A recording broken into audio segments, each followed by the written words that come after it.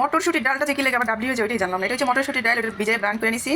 এখন দিব পাতাকপি, যে পাতাকপি দিয়ে দিলাম।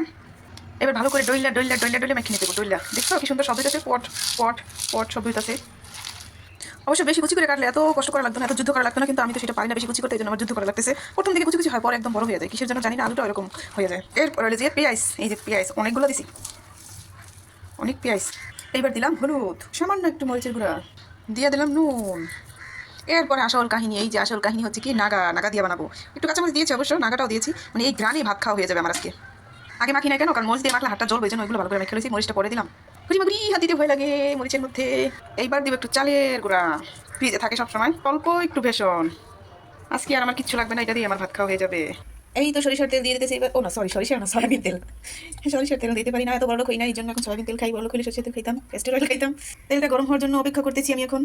এখন একটা একটা করে আমি দিয়ে দেবো, এই যে ফুস করে উঠছে, হয়ে যাবে। অল্প তেল দিয়েছি, ভাজতে থাকি একটা একটা দিয়ে।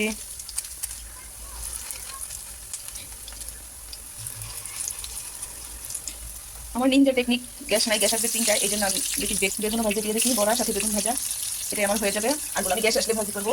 এই যে সাথে থাক।